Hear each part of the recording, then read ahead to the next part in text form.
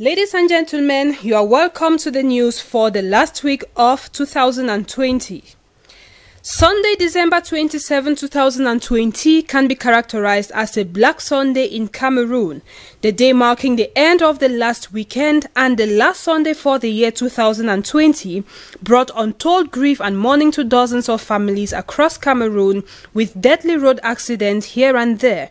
The most shocking and deadly of all is that of a ghastly bus accident in Ndikinimeki that left at least 37 people dead and 18 others seriously injured. A 70-seater bus was on its way to the capital Yaoundé from Fumban when it crashed into a truck while trying to avoid a crowd of people on the road at around 2 a.m. A number of government authorities visited the scene and saw the disaster for themselves. The corpses were deposited in the morgue of the Yaoundé General Hospital, where identification operations began. The wounded are being treated in the district hospitals of Bafia and Ndikinimeki. Another tragic incident occurred in Boya, in the southwest region of Cameroon in the early hours of Sunday, where a hit-and-run driver killed a woman and her 2 children. The young driver was said to be drunk and was overspeeding when he hit the woman and her children as they were on their way to church and about crossing the road in Bonduma. After he took off, he was apprehended by forces of law and order in Saint-Pete shortly later. The woman and her 2 children were taken to the Boya Regional Hospital Annex, where they were confirmed dead.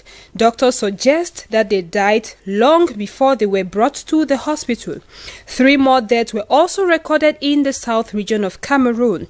The victims were a police commissioner and 2 other passengers in the vehicle he was driving. The cause of the accident remains unknown. As if that was not enough, 2 died yet again in another road accident, this time in the Melong-Kongsamba Highway in the Littoral region, still on Sunday, December 27. With this series of ghastly road accidents frequently occurring in Cameroon, the World Health Organization estimates a yearly death toll from road accidents in the country to be 6,000 deaths per annum, though the government estimates it at 16,583 deaths. Overloading, poor roads and reckless driving are some of the common causes of road accidents. This, more than ever before, raises awareness on the need for improved road safety conditions in Cameroon and especially caution from road users, particularly in this season of the year.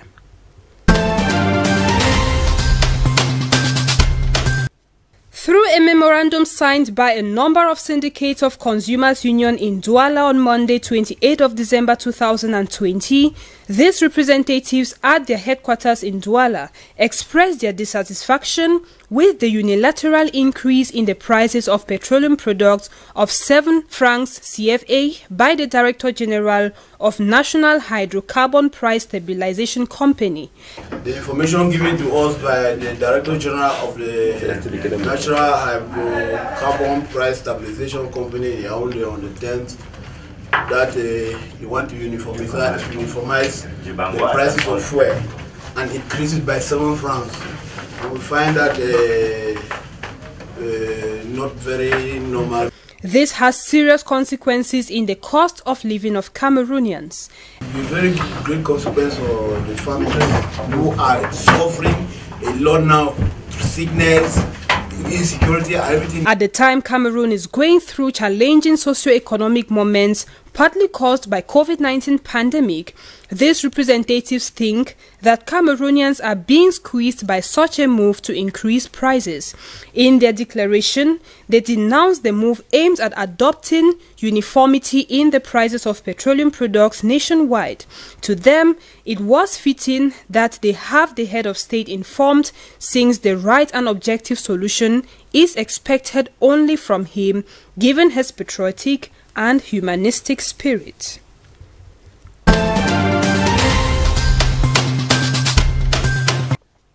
About 500 internally displaced persons in the northwest regional capital Bamenda have received end-of-year gifts of basic commodities from the First Lady, Mrs. Chantal Biya. It's Christmas and end-of-year gifts ahead of it, and the First Lady to the internally displaced person of the Northwest region, beginning here in Bamenda today.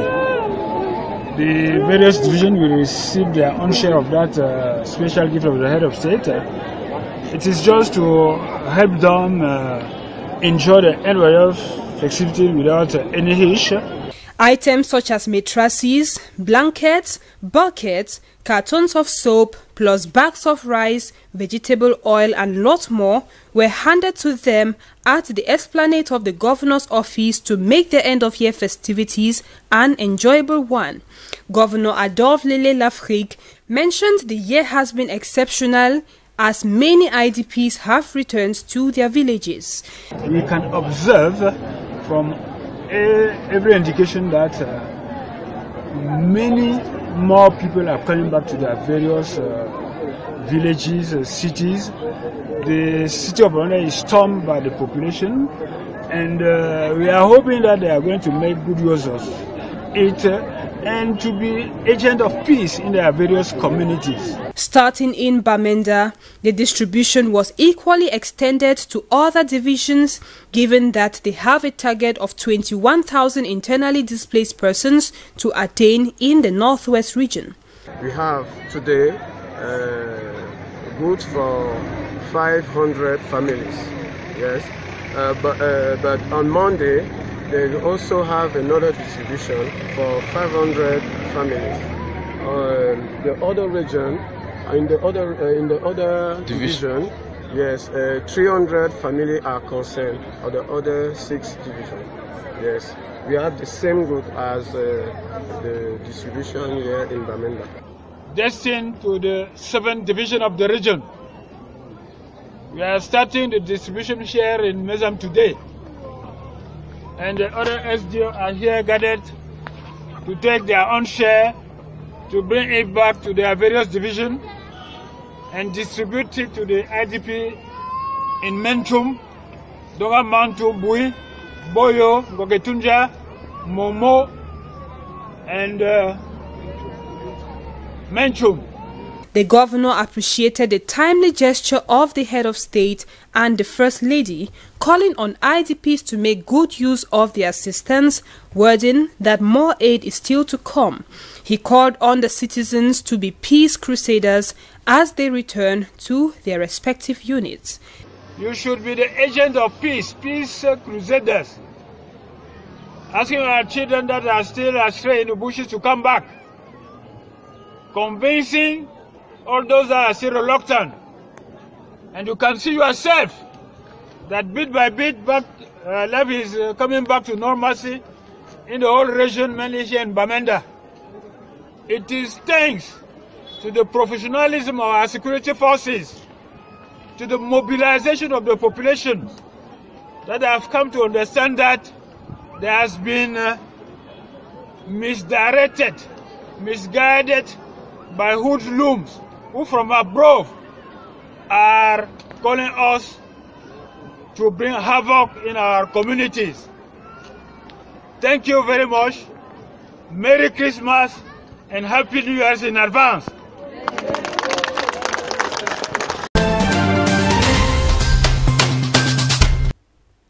Over to Gabon, a UN working group against arbitrary detention has called for the release of Brice Lacrouche Alihanga, former chief of staff of President Ali Bongo, arrested a year ago alongside a dozen former ministers and senior state officials and later imprisoned in the central prison of Libreville. Alihanga is accused of embezzlement of public funds and money laundering. The opinion of the UN Working Group Against Arbitrary Detention, dated since December 10, in a document of 15 pages. The document lists the arguments of lawyers and counsel for Brice Lacrouche Alihanga, Gregory Lacrouche, Patricie Tanassa, Julien Enonga Owono, and Georges Eko. Their lawyers denounce a sloppy and non-compliant procedure, inhumane conditions of detention, torture in the cell, and a long stay in solitary confinement. The government, on its part, maintains that the procedures were all regular. The working mission calls for the immediate release and compensation. In a press conference given on Saturday, December 26, Agnes Kevin Zigu, the detainee's lawyer, indicated that a 6-month deadline has been set for the Gabonese government, which itself from January will be a member of the United Nations Human Rights Council, to quickly implement their demands.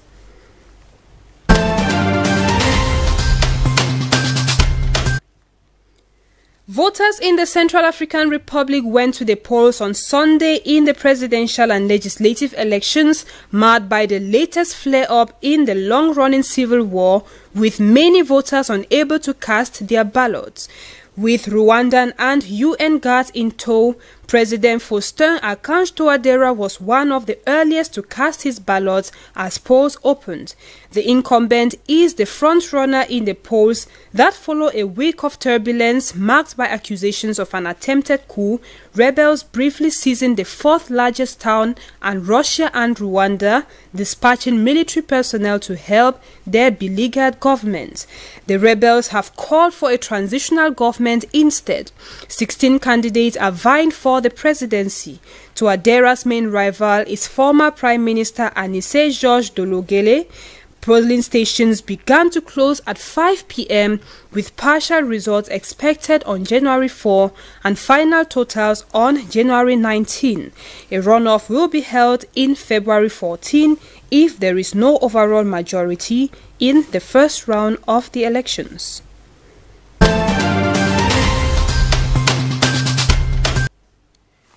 Over 7 million Nigerians began casting their ballots ahead of the country's presidential and parliamentary elections on Sunday, December 27.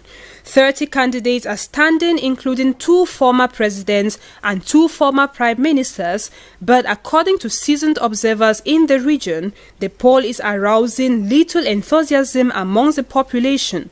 While many pray for change in the security and health sectors, others simply want a president they can trust and that democracy should come first. Reports show that Mohamed Bazoum, the right-hand man of outgoing President Mahamadou Issoufou, is the favorite to win. Bazoum, who benefits from the electoral machinery of his party and the state, has promised to focus on security and education, especially for young girls, while the country holds the world fertility record, that is 7.6 children per woman. Niger, which is said to be the world's poorest and also of those hardest hit by climate change, have high hopes for change.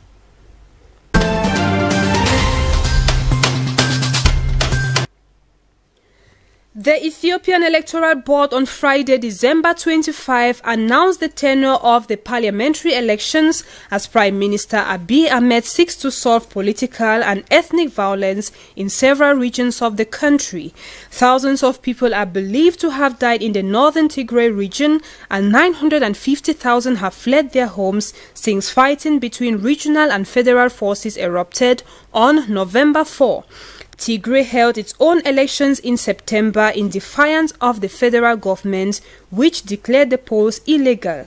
Ethiopia, Africa's second most populous nation, has a federal system with 10 regional governments, many of which have boundary disputes with neighboring areas or face low unrest.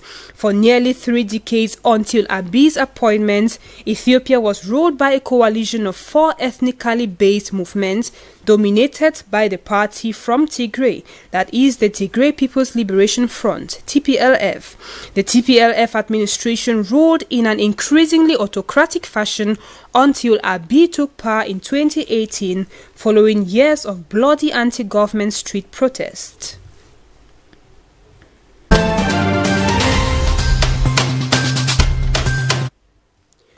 Concerning the coronavirus pandemic, South Africa has become the first African nation to record 1 million cases, according to new data published by the country's health ministry on Sunday. currently suffering a second wave of infections, of which the majority are a new variant of the coronavirus. The country is the worst hit, with 1,400,413 infections and 26,735 deaths, data showed. Several hospitals and medical centers have reported wards overflowing with patients, with many healthcare workers cancelling their holidays to tackle a huge influx of patients. Authorities are considering redeploying restrictions to rein in the spread of the virus, and President Cyril Ramaphosa could give a television address later this week. Morocco is the second hardest hit African country, followed by Egypt, Tunisia and Ethiopia respectively. Africa has not been as hard hit by the coronavirus as other regions such as Europe with more than 25 million infections, the United States with 19.5 million, Latin America and the Caribbean with 15 million, Asia with 13.7 million and the Middle East with close to 4 million.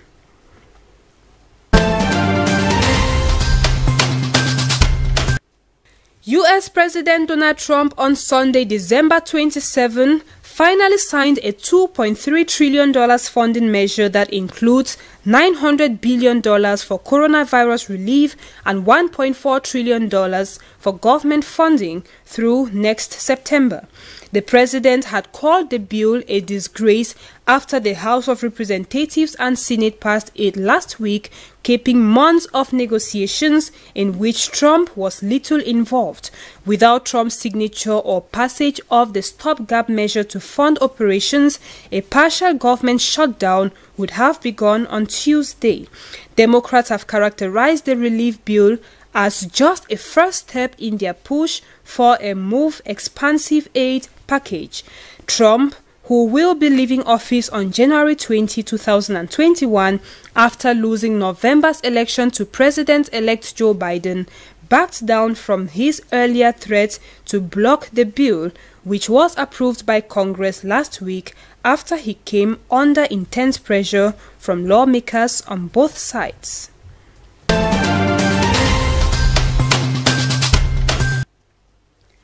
In France, a 78-year-old woman became the first person to be vaccinated against COVID-19 when she received the country's first dose at René Mouret Hospital in Sévran outside Paris.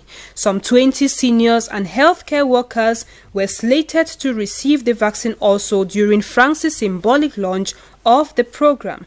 The French government is aiming to have an initial 1 million people consisting of seniors, vulnerable individuals and healthcare workers vaccinated against COVID-19 by the end of February in the country's 7,000 nursing homes and related facilities.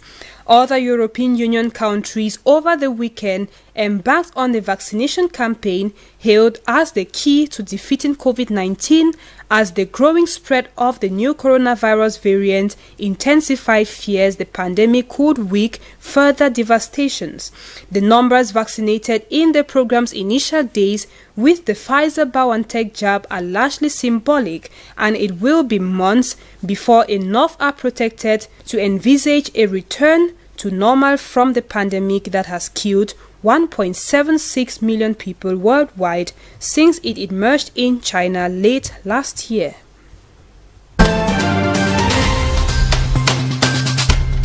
U.S. federal agents have been investigating the explosion of a motorhome in Nashville for clues to the blast, which damaged about 40 buildings and injured 3 people in the heart of America's country music capital on Christmas Day. Investigations began on Saturday, 26th of December, with the search of a 2-story house. The blast destroyed several vehicles, damaged more than 40 businesses, and left a trail of glass from shattered windows. Police said at the time of the blast that it was an intentional act, but the motive remains unclear. Police have not said if anyone was inside the motorhome at the time of the blast, but lauded the officials who who arrived at the scene and took quick action. Tennessee Governor Bill Lee, after visiting the site of the explosion, said preliminary reports showed that 41 businesses were damaged.